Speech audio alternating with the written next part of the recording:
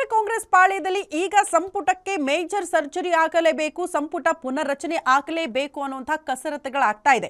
CM ಸಿದ್ದರಾಮಯ್ಯನವರು ದೆಹಲಿಗೆ ಹೋದಾಗ ವರಿಷ್ಠರನ್ನ ಭೇಟಿಯಾದಾಗ ಇದೇ ವಿಚಾರಗಳನ್ನ ಚರ್ಚೆ ಮಾಡಿದ್ದಾರೆ. ಆ ಮೂಲಕ ತಮ್ಮ ಸಿಎಂ ಕುರ್ಚಿಯನ್ನ ಗಟ್ಟಿ ಮಾಡಿಕೊಳ್ಳುವ ಪ್ರಯತ್ನ ಸಿದ್ದರಾಮಯ್ಯನವರಿಂದ ಆಗ್ತಾ ಇದೆ ಅನ್ನೋದು ಬಹಳ ಸ್ಪಷ್ಟ.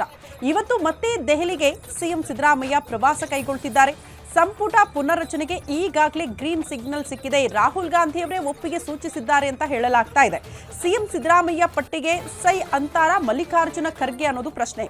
ಜಿಲ್ಲಾವಾರು ಪ್ರಾದೇಶಿಕವಾರು ಅವಕಾಶ ನೀಡ್ತಾರಾ ಸಿಎಂ ಸಿದ್ದರಾಮಯ್ಯ? ಸಂಪುಟಕ್ಕೆ ಸೇರ್ಪಡೆ ವಿಚಾರದ ಕುರಿತು ಇವತ್ತು ಮಹತ್ವದ ಚರ್ಚೆ ಆಗಬಹುದು. ದೆಹಲಿ ಪ್ರವಾಸದ ಸಂದರ್ಭದಲ್ಲಿ ಸಂಪುಟದಲ್ಲಿ ಯಾರಿಗೆಲ್ಲ ಸಿಗಬಹುದು ಅವಕಾಶ, ಖರ್ಗೆ ನಿವಾಸದಲ್ಲೇ ಇದೇ ವಿಚಾರಕ್ಕೆ ಸಂಬಂಧಪಟ್ಟಂತೆ ಮಹತ್ವದ ಮೀಟಿಂಗ್ ಆಗುತ್ತೆ ಅನ್ನೋದ್ರ ಬಗ್ಗೆ ಡೀಟೇಲ್ ಸಿಗ್ತಾ ಇದೆ. ಒಟ್ನಲ್ಲಿ ಸಿಎಂ ಕುರ್ಚಿಗೆ ಸರ್ಜರಿ ಎಲ್ಲ ಬದಲಾಗಿ ಸಂಪುಟ ಪುನರ್ರಚನೆ ಆಗಬೇಕು ಅಂತ ಪಟ್ಟು ಹಿಡಿದಿದ್ದಾರೆ ಸಿದ್ದರಾಮಯ್ಯನವರು.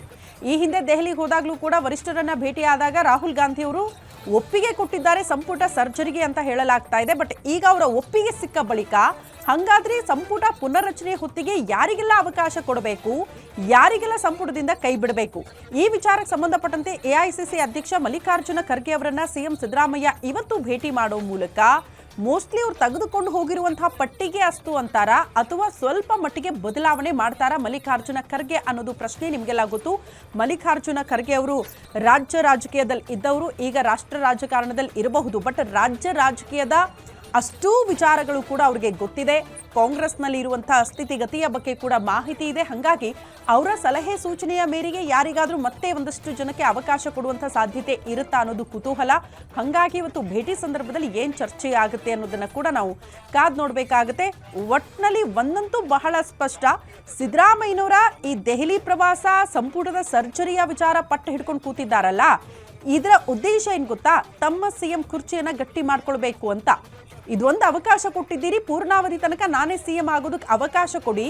ಈಗ ಯಾರೆಲ್ಲ ಕೆಲಸ ಮಾಡಿಲ್ವಲ್ಲ ಅಂಥವ್ರಿಗೆ ಕೊಟ್ಟು ಹೊಸಬರಿಗೆ ಒಂದು ಅವಕಾಶ ಕೊಡೋಣ, ಸಂಪುಟ ಪುನರ್ರಚನೆ ಮಾಡೋಣ, ಪಕ್ಷಕ್ಕೆ ಒಂದು ರೀತಿ ಬೂಸ್ಟರ್ ಡೋಸ್ ಕೊಟ್ಟಂಗೆ ಈ ಎಲ್ಲ ಬೆಳವಣಿಗೆ ಆದರೆ ಅನ್ನುವಂತಹ ವಿಚಾರಗಳನ್ನು ಸತತವಾಗಿ ಸಿದ್ದರಾಮಯ್ಯನವರು ದೆಹಲಿಗೆ ಹೋದಾಗೆಲ್ಲ, ವರಿಷ್ಠರನ್ನ ಭೇಟಿ ಮಾಡಿದಾಗೆಲ್ಲ ಈ ವಿಚಾರಗಳನ್ನು ಚರ್ಚೆ ಮಾಡ್ತಿದ್ದಾರೆ. ಬಟ್ ಸಿದ್ದರಾಮಯ್ಯನವರ ವರ್ಷನ್ ಹಿಂಗಿದ್ರೆ ಡಿಸಿಎಂ ಡಿಕೆ ಶಿವಕುಮಾರ್ ವರ್ಷನ್ ಬೇರೆನೇ ಇದೆ, ನಿಮಗೆಲ್ಲ ಗೊತ್ತಿದೆ.